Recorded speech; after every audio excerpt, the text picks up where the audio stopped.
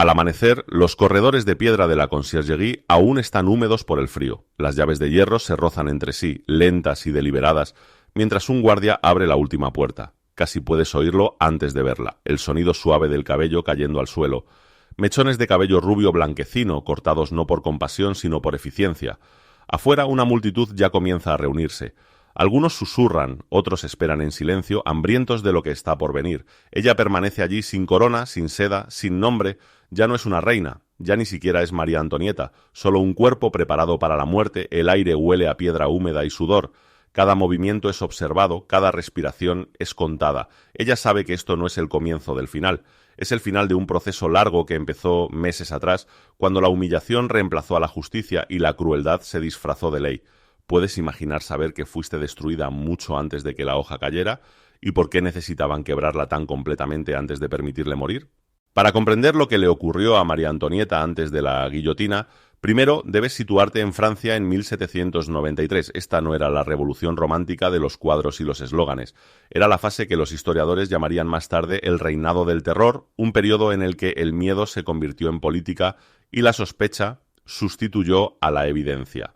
La monarquía había caído, pero la nueva república era frágil, paranoica y desesperada por demostrar su autoridad moral. Durante años, María Antonieta había existido en la imaginación pública como un símbolo más que como una persona.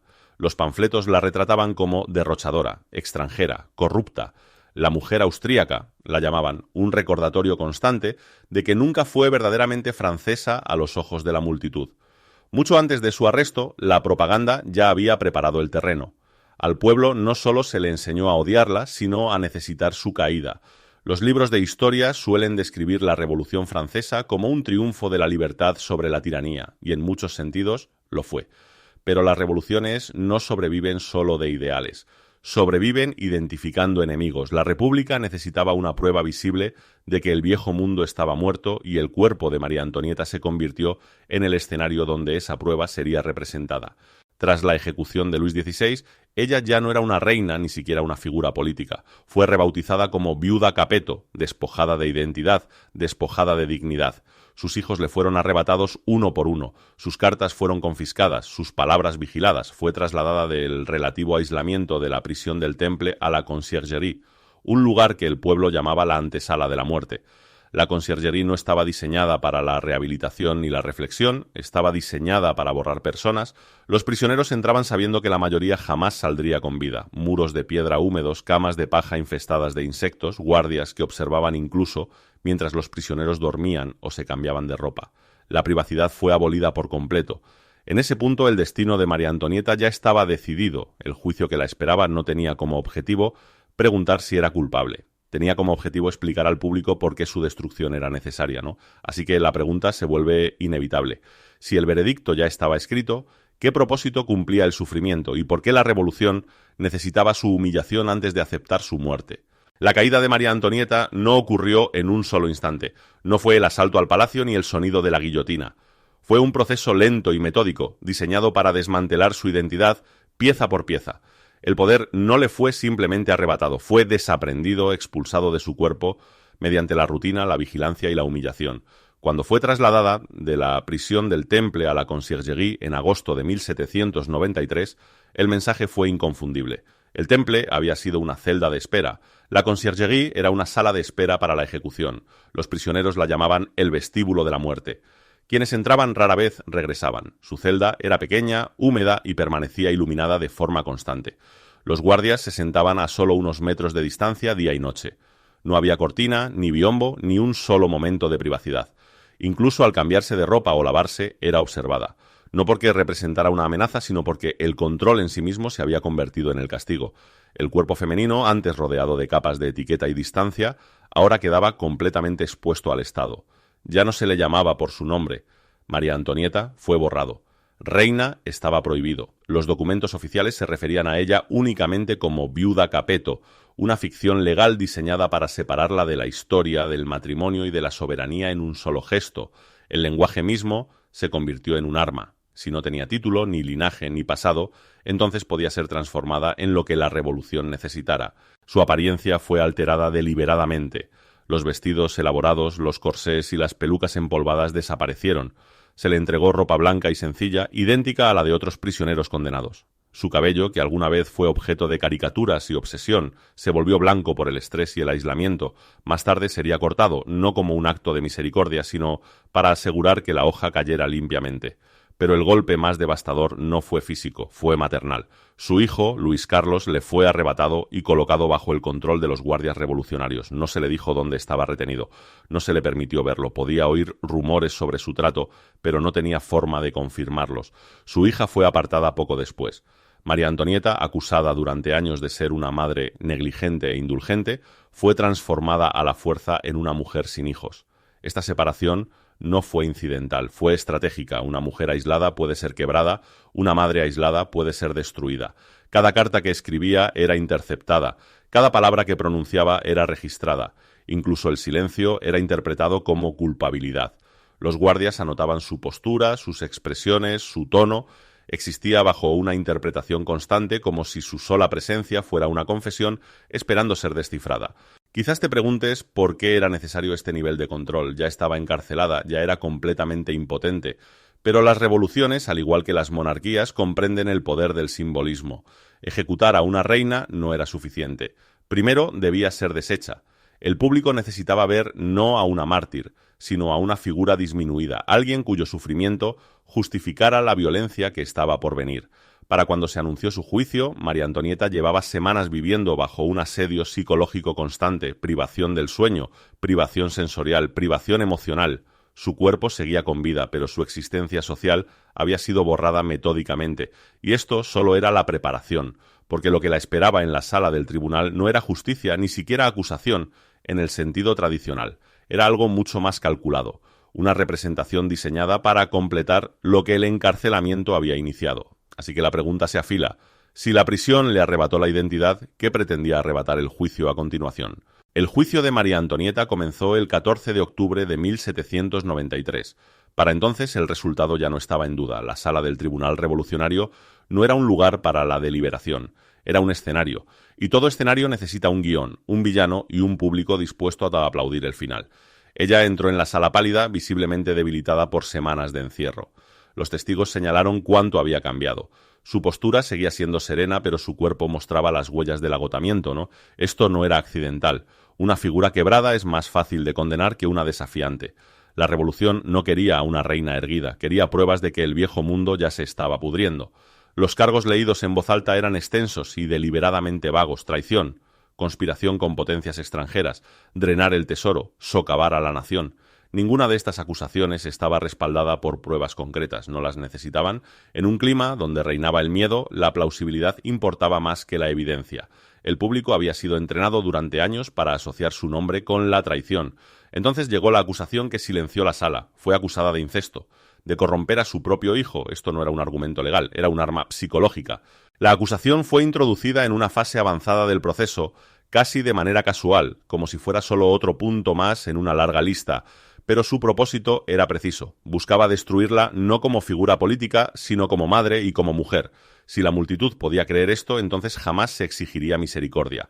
La compasión se volvería imposible. Su hijo, un niño ya quebrado por la separación y la manipulación, había sido obligado a firmar declaraciones preparadas por sus custodios. Se le enseñó qué decir, se le recompensó por obedecer, se le castigó por dudar. Las palabras atribuidas a él fueron leídas en voz alta en el tribunal, como si poseyeran autoridad moral. María Antonieta escuchó en silencio. Cuando el juez presidente exigió una respuesta, ella no contestó de inmediato. Luego habló, no al tribunal, sino a las mujeres presentes en la sala. Apeló no a la ley, sino a la humanidad compartida. Les recordó que la propia naturaleza se revela ante semejante acusación, que el vínculo de una madre no es algo que la política deba profanar. Por un breve instante, la sala cambió. Incluso entre quienes la despreciaban, hubo incomodidad. Se extendieron murmullos. Algunos afirmaron más tarde que el público quedó visiblemente sacudido. La acusación había ido demasiado lejos, pero el momento pasó rápidamente. Las revoluciones no retroceden una vez que cruzan una línea. Retirar el cargo habría sido admitir el exceso, y el exceso se había convertido en el motor del poder. A partir de ese momento, el juicio se aceleró. Los testigos de la defensa fueron desestimados, las interrupciones fueron constantes.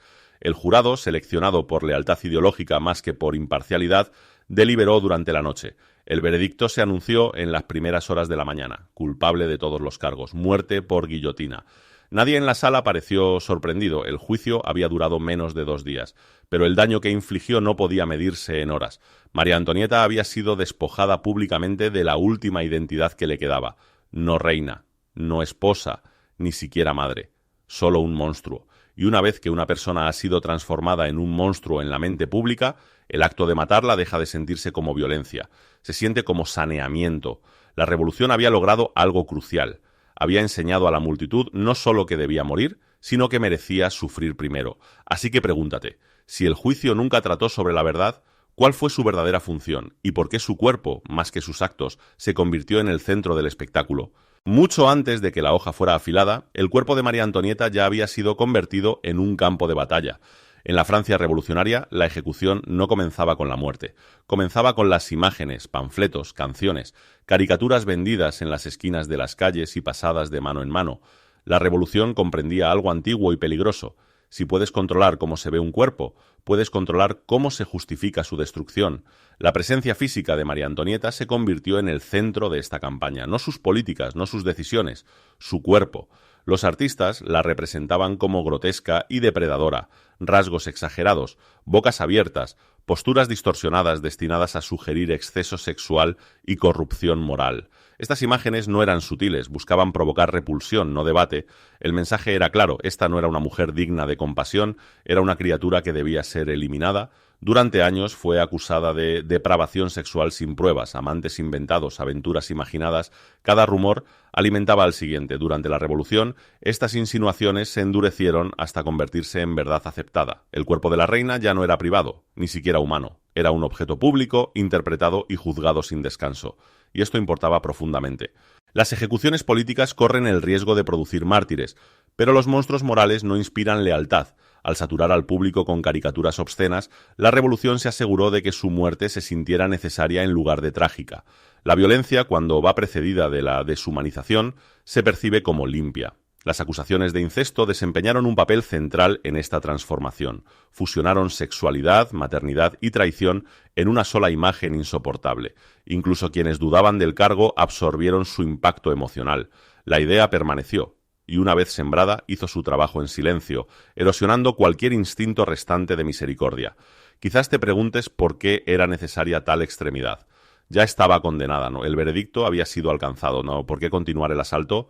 Porque las revoluciones son frágiles, temen la reversión, temen la duda. Y la duda suele comenzar con la empatía. Si la multitud hubiera visto a María Antonieta como una mujer que sufre, podrían haber surgido preguntas. Si se le hubiera permitido la dignidad, la comparación con la violencia del nuevo régimen se habría vuelto inevitable, así que la dignidad debía ser completamente arrancada. Su cuerpo envejecido, debilitado por el encierro, fue objeto de burla. Su cabello blanco se convirtió en prueba de decadencia. Su silencio fue interpretado como arrogancia, incluso su contención fue leída como culpabilidad. Cada posible interpretación fue diseñada para confirmar la misma conclusión. El cuerpo femenino, especialmente cuando está asociado al poder, ha sido tratado durante mucho tiempo como algo que debe ser controlado, corregido o castigado. María Antonieta se convirtió en el recipiente perfecto para esta tradición. Encarnaba la extranjería, la feminidad, la autoridad, todo concentrado en una sola figura que no podía defenderse. En los días previos a su ejecución, las multitudes se reunían no por curiosidad, sino por expectativa. Ya habían consumido su destrucción a través de imágenes e historias. Lo único que faltaba era la confirmación física de un proceso que creían ya concluido. Para cuando fue conducida fuera de su celda, muchos ya no veían a una persona caminando hacia la muerte. Veían un símbolo siendo eliminado, una mancha siendo limpiada, un cuerpo finalmente alcanzando la narrativa construida a su alrededor. Y esa es quizás la verdad más aterradora. La guillotina no silenció a María Antonieta. La propaganda lo hizo. Su cuerpo ya no le pertenecía. Pertenecía a la historia que la revolución necesitaba contar. Lo que nos lleva a la pregunta final de este descenso. Si su identidad, su maternidad e incluso su cuerpo le habían sido arrebatados, ¿qué, si es que algo, permanecía cuando finalmente enfrentó la hoja? Para cuando María Antonieta fue sentenciada, la ejecución ya había ocurrido, solo que no de la manera en que la historia suele registrarla. La hoja aún no había caído, pero la mujer que la enfrentaría ya había sido vaciada sistemáticamente de todo aquello que alguna vez la definió. Lo que quedaba no era desafío ni esperanza, sino una conciencia silenciosa de que ya no había nada que perder. En los últimos días, su mundo se redujo a unos pocos metros cuadrados de piedra. La luz entraba brevemente en la celda, filtrada por barrotes de hierro, y luego desaparecía. El sueño llegaba en fragmentos, los guardias nunca se iban. Incluso el duelo era vigilado. Cuando supo que su hijo había sido obligado a testificar contra ella, no hubo un momento privado para derrumbarse, ningún espacio para llorar. El sistema no temía sus lágrimas, temía lo que esas lágrimas pudieran despertar en los demás. La ejecución psicológica funciona mediante la repetición. Los mismos muros, los mismos rostros, el mismo silencio. Día tras día, María Antonieta era recordada de que resistir no tenía sentido. Las apelaciones eran ignoradas, los rumores de clemencia se permitían circular y luego se retiraban silenciosamente. La esperanza misma se convirtió en otro instrumento de castigo, y sin embargo ocurrió algo inesperado. A medida que su identidad social era borrada, surgió otra presencia. Los testigos describieron sus últimos días no como frenéticos ni histéricos, sino contenidos, enfocados. Seguía las rutinas con cuidado, hablaba con cortesía a los guardias que la despreciaban. Escribía cartas sabiendo que nunca serían entregadas. Estos no eran actos de sumisión, eran actos de control, la última forma de agencia disponible para alguien cuyo cuerpo ya había sido reclamado por el Estado.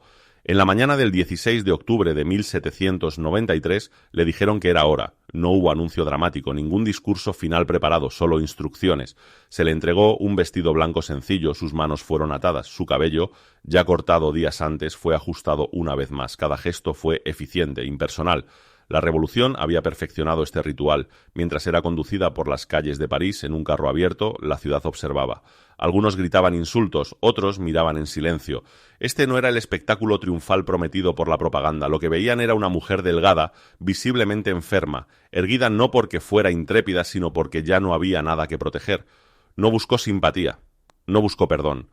Los relatos contemporáneos destacan su compostura, no porque fuera insensible, sino porque el dolor ya había hecho su trabajo en privado, bajo miradas vigilantes. Al llegar al cadalso, tropezó una vez pisando el pie del verdugo. Se disculpó. Esa sola palabra, pronunciada en los últimos segundos de su vida, revela la crueldad más profunda de lo que se le había hecho.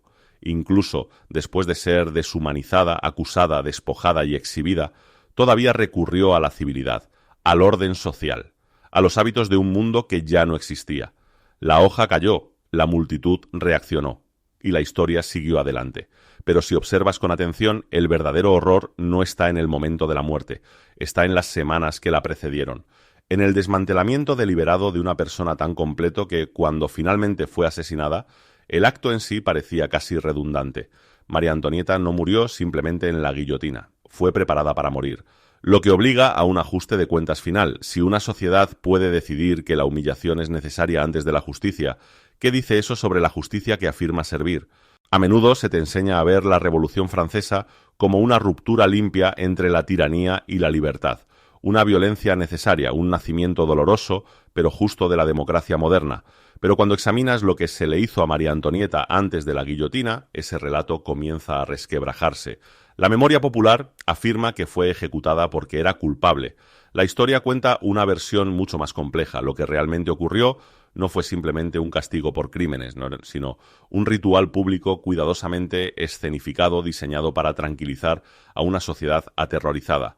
La revolución no se limitó a eliminar a una enemiga, la transformó en un espectáculo tan completo que cuestionar su muerte se volvió inmoral. Compáralo con la forma en que el poder suele caer, los reyes son derrocados, los regímenes colapsan, pero aquí la destrucción no fue suficiente, su sufrimiento debía ser visible, prolongado, repetido. El público necesitaba presenciar su humillación como prueba de que el antiguo orden estaba verdaderamente muerto. Cuanto más duraba la degradación, más justificada parecía la violencia. Este patrón no es exclusivo de Francia. A lo largo de la historia, las mujeres asociadas con estructuras de poder caídas suelen ser castigadas de manera distinta a los hombres. Sus cuerpos se convierten en espacios de control simbólico. Las acusaciones pasan del fracaso político a la corrupción moral. La sexualidad se transforma en prueba, la maternidad se vuelve sospecha, donde a los hombres se les acusa de tiranía, a las mujeres se las acusa de monstruosidad. El juicio de María Antonieta sigue exactamente esta lógica. Su esposo fue ejecutado como traidor al Estado. Ella fue ejecutada como una fuerza corruptora, un contaminante. La distinción es crucial. Revela hasta qué punto el género moldeó el sentido de justicia de la revolución. Las consecuencias se extendieron mucho más allá de su muerte. La normalización de la humillación pública como herramienta de purificación moral reconfiguró la cultura revolucionaria. Una vez que la crueldad se enmarca como virtud, la escalada se vuelve inevitable. Los mismos tribunales que condenaron a María Antonieta pronto se volverían contra antiguos revolucionarios. La sospecha devoró la lealtad. El espectáculo exigía nuevas víctimas, y el público se adaptó. Las multitudes aprendieron a consumir el sufrimiento como un deber cívico, a observar no porque fueran crueles, sino porque creían que la crueldad servía a un propósito superior. Así es como el terror se sostiene. No solo mediante la violencia constante, sino a través de la justificación moral. Lo que quizá resulta más inquietante es cuán familiar sigue siendo esta estructura. Hoy en día, las reputaciones se destruyen públicamente mucho antes de que se dicte cualquier veredicto. Los cuerpos son escrutados, las vidas privadas se convierten en armas, la culpabilidad se asume por repetición más que por pruebas, el silencio se interpreta como admisión, la emoción se considera manipulación. Las herramientas han cambiado, pero la lógica no. La humillación de María Antonieta enseña una lección escalofriante. Cuando la justicia se convierte en espectáculo, la verdad deja de importar, y cuando la verdad deja de importar, cualquiera puede ser elegido como el siguiente. La guillotina terminó con su vida, pero no con el sistema que necesitó su sufrimiento. Ese sistema sobrevivió, se adaptó, aprendió a operar sin hojas. Lo que te deja con una pregunta incómoda. Si la humillación todavía precede a la destrucción hoy, ¿qué tan lejos estamos realmente del cadalso que creemos haber dejado atrás? Lo que le ocurrió a María Antonieta antes de la guillotina no es solo una historia del pasado. Es una advertencia sobre lo fácil que resulta que la certeza moral se transforme en crueldad cuando una sociedad se convence de que el sufrimiento es necesario. Las revoluciones prometen justicia, igualdad y liberación, pero también heredan el miedo. Miedo a los enemigos, miedo a la reversión, miedo a que, sin pruebas constantes de rectitud, el nuevo orden se derrumbe. En ese miedo la moderación se convierte en debilidad, la misericordia en traición y la humillación en una herramienta de gobierno. El calvario de María Antonieta revela cómo los sistemas justifican el exceso redefiniendo la humanidad. Una vez que fue reducida a un símbolo de corrupción, su dolor dejó de importar. Una vez que su cuerpo fue presentado como peligroso, controlarlo parecía virtuoso. La revolución no se preguntó si sus métodos reflejaban sus ideales, solo se preguntó si esos métodos producían obediencia. Esta es la lección que la historia rara vez enseña de forma directa. La opresión no siempre llega con el rostro de la tiranía. A veces llega envuelta en un lenguaje de justicia, de limpieza, de necesidad. Cuando la humillación se presenta como instrucción moral, la línea entre la rendición de cuentas y el abuso desaparece. Puede que creas que esto pertenece con seguridad al siglo XVIII, pero observa con más atención. Las sociedades modernas todavía destruyen a las personas antes de decidir su culpabilidad. Las reputaciones se desmontan en público, las vidas personales se exponen y se interpretan como pruebas, ¿no? El silencio se trata como confesión, la emoción como manipulación. Una vez que una narrativa se endurece, los hechos luchan por sobrevivir. La tecnología es diferente, los mecanismos son más rápidos, pero la estructura psicológica es la misma. La historia de María Antonieta obliga a una comprensión incómoda. El peligro no reside solo en los regímenes violentos, reside en la certeza colectiva, en la creencia de que esta vez la humillación está justificada, que esta persona la merece, que los fines morales excusan los medios crueles. También existe una lección de género que no puede ser ignorada. Las mujeres en el poder, o incluso las mujeres cercanas al poder, históricamente han sido castigadas no solo por lo que hacen, sino por lo que representan. Sus cuerpos se convierten en símbolos. Su moralidad pasa a ser propiedad pública. Su sufrimiento es estetizado, moralizado y consumido. El futuro depende de si las sociedades aprenden a reconocer este patrón a tiempo, de si la justicia puede resistir la tentación del espectáculo, de si la rendición de cuentas puede existir sin deshumanización. La historia no se repite de manera exacta, pero rima cuando sus advertencias son ignoradas. Y los últimos meses de María Antonieta nos recuerdan algo profundamente inquietante. Una sociedad no se vuelve cruel de un día para otro, se vuelve cruel cuando se convence de que la crueldad es merecida. La pregunta no es si somos capaces de hacer esto otra vez, la pregunta es si lo reconoceremos cuando ocurra. La muerte de María Antonieta suele recordarse como el acto final de una monarquía caída, pero lo que la historia tiende a pasar por alto es el proceso largo y deliberado que la precedió. El aislamiento, la humillación, la transformación de un ser humano en un símbolo que podía ser destruido sin remordimiento.